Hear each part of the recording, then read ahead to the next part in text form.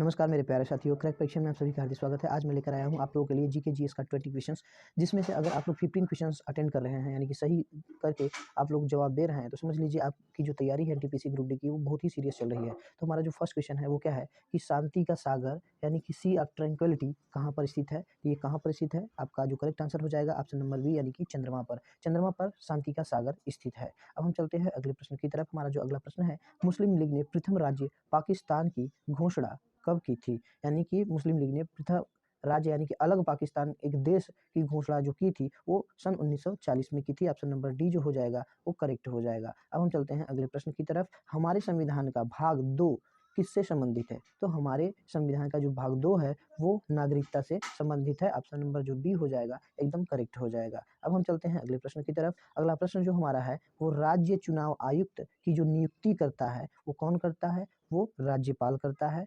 आपका जो correct answer हो जाएगा ऑप्शन नंबर जो सी हो जाएगा वो बिल्कुल सही आंसर हो जाएगा। अब हम चलते हैं अगले प्रश्न की तरफ। हमारा जो अगला जो प्रश्न है, फैराडे किसकी इकाई है? फैराडे किसकी इकाई है? तो फैराडे किसकी इकाई है?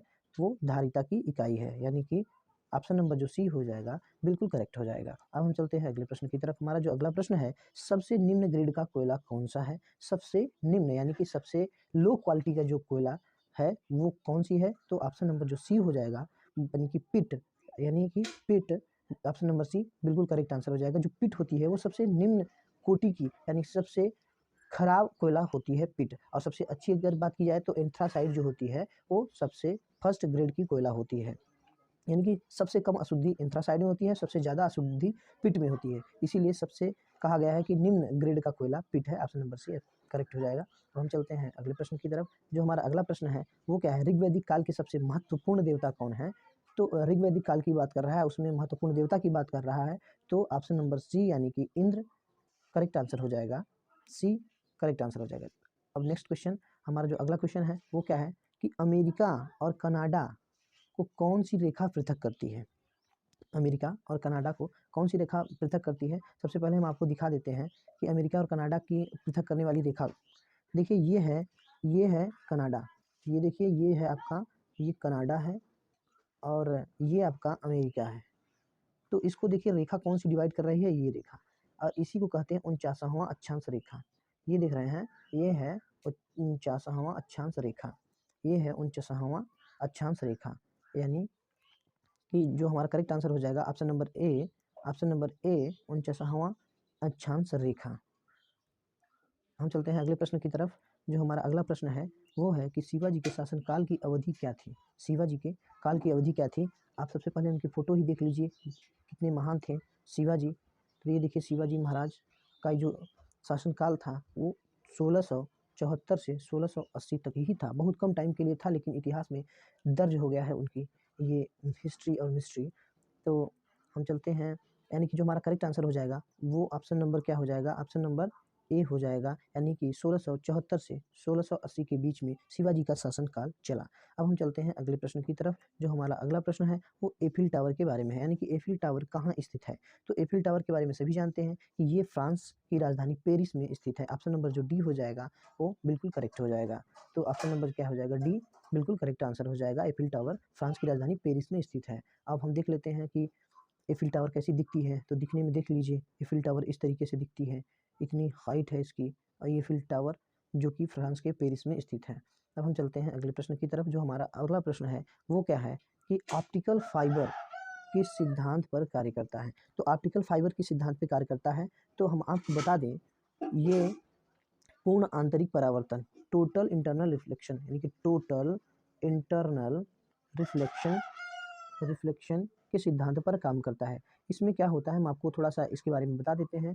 तो इसके बारे में हम आपको यहाँ पर इमेज पे चलते हैं। तो ये देखिए क्या होता है, ये छोटे छोटे ग्लास का एक फाइबर होता है, यानी यहाँ पर देखिए ये छोटे छोटे ग्लास का ये फाइबर होता है इसमें, और इसमें जो इन्फॉर्मेशन होती है यानी कि सूचना जो होती है वो पूरे लाइट के स्पीड से चलती है। क्योंकि इस छोटा जो ये फाइबर देख रहे हैं इसके अंदर क्या होता है, इसके अंदर जो लाइट टोटल इंटरनल रिफ्लेक्शन के सिद्धांत पर काम करती हैं। इसका मतलब वो पाइप के यानी कि वो फाइबर के अंदर ही टकरा टकरा के लाइट के स्पीड से जाती हैं, यानी कि लाइट के स्पीड से जाएगी सूचना जैसे हमारा जो इंटरनेट चलता है वो इसी के सिद्धांत पे चलता है कि ये जो फाइबर के अंदर जो इन्फॉर्मेशन होती है बहुत तेज़ी के साथ यानी लाइट के स्पीड से चलती हैं, तभी अमेरिका का जो इन्फॉर्मेशन होता है हमें तुरंत 1 सेकंड में ही यानी कि नैनो सेकंड भी नहीं लगते और हमें मिल जाती हैं।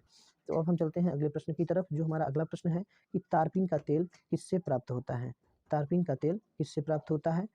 तो तारपीन का तेल चीड़ के वृक्ष से प्राप्त होता है, यानी कि चीड़ का जो पेड़ होता है उससे प्राप्त होता है, यानी कि हमारा जो करेक्ट आंसर हो जाएगा ऑप्शन नंबर बी हो जाएगा हमारा करेक्ट आंसर। हम आपको इमेज में भी दिखा देंगे, फोटो में भी दिखा देंगे किस तरीके से निकाला जाता है, इसकी खेती किस तरीके से की जाती है। तो देखिए यहाँ पर इस तरीके से खेती की जाती है। अब हम चलते हैं अगले प्रश्न की तरफ। जो हमारा अगला प्रश्न है वो निम्न में से कौन स्वतंत्रतापूर्ण भारत में, यानी कि स्वतंत्रतापूर्ण, यहाँ पूर्ण नहीं है पूर्व है, यानी कि स्वतंत्रता के पहले भारत में व्यापार करने में सबसे अंत में कौन आया था? आप लोग जानते हैं कि जो विदेशी यानी कि पश्चिमी लोग हैं वो अपने भारत में व्यापार करने के लिए धीरे धीरे अलग अलग लोग आए और यहाँ पर व्यापार करते करते शासन करने लगे, जो कि ब्रिटिश लोग हैं, आप लोग जानते हैं। लेकिन इसमें पूछा है कि स्वतंत्र भारत के पहले व्यापार करने के लिए अंत में सबसे लास्ट में कौन आएगा? तो हमारा जो करेक्ट आंसर हो जाएगा ऑप्शन नंबर डी हो जाएगा, यानी कि फ्रांसीसी, यानी कि फ्रांसीसी सबसे लास्ट में व्यापार करने आए थे। तो हमारा करेक्ट आंसर हो जाएगा ऑप्शन नंबर डी। अब हम चलते हैं अगले प्रश्न की तरफ। हमारा जो अगला प्रश्न है वो क्या है कि द्रोणाचार्य पुरस्कार किससे प्रदान किया जाता है? तो जो द्रोणाचार्य प्रदान होता है वो स्पोर्ट में कोच को प्रदान किया जाता है। इसमें स्पोर्ट कोच को प्रदान किया जाता है। तो ऑप्शन नंबर जो हो जाएगा ए हो जाएगा वो करेक्ट हो जाएगा। हम आपको इमेज के थ्रू हम इसको दिखाते हैं। तो देखिए इस तरीके का जो प्रतिमा होता है, इस तरीके की प्रतिमा उसमें मिलती है। तो ये यहाँ पर देखिए, इस अगर इमेज में आप देखेंगे तो इस इमेज में आपको एक पीछे गुरु दिखेगा और वो इस तरीके से इमेज रहता है कि वो अपने शिष्य को सिखा रहा है। यहाँ पर देखिए तीर और धनुष है, तो ये गुरु तीर मतलब शिष्य को अपने सिखा रहा है। तो ये द्रोणाचार्य पुरस्कार ये कोच को मिलता है, यानी कि खेल प्रशिक्षकों को मिलता है। तो हम चलते हैं अगले प्रश्न की तरफ। जो हमारा अगला प्रश्न है, आर्य समाज की स्थापना किसने की थी? तो आर्य समाज की स्थापना ये स्वामी दयानंद सरस्वती ने की थी, जो कि विवेकानंद के गुरु थे। तो हमारा जो ऑप्शन नंबर ए हो जाएगा बिल्कुल करेक्ट हो जाएगा।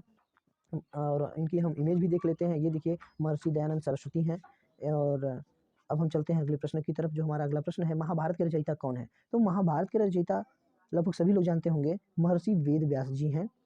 ऑप्शन नंबर बी हो जाएगा करेक्ट, यानी कि महर्षि वेद व्यास महाभारत के रचयिता हैं। अब हम चलते हैं अगले प्रश्न की तरफ। यहाँ पर देखिए ये महर्षि वेद व्यास जी हैं।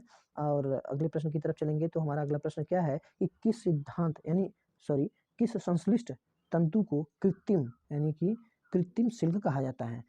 यानी कि क्या कह रहा है, संश्लिष्ट तंतु को कृत्रिम सिल्क कहा जाता है। तो ऑप्शन नंबर जो ए हो जाएगा वो करेक्ट हो जाएगा, नायलॉन। नायलॉन को कृत्रिम सिल्क कहा जाता है। अब हम चलते हैं अगले प्रश्न की तरफ। ये देखिए यहाँ पर ये नायलॉन है, कितनी सुंदर सुंदर दिख रही हैं और बहुत ही मजबूत होती है। अगर आपको वीडियो अच्छी लगी हो तो कमेंट करके जरूर बताइएगा और सब्सक्राइब करके बेल आइकन को जरूर दबा लीजिएगा, जैसे कि हमारा जो वीडियो पहुँचे आपके पास जल्दी से पहुँच जाए और आप लोग उसका जल्दी से टेस्ट लगाएं। तो एनटीपीसी और ग्रुप डी की तैयारी बहुत बेहतरीन करिए हम और अपना प्यार अपना सहयोग बनाए रखिए। जय हिंद जय भारत।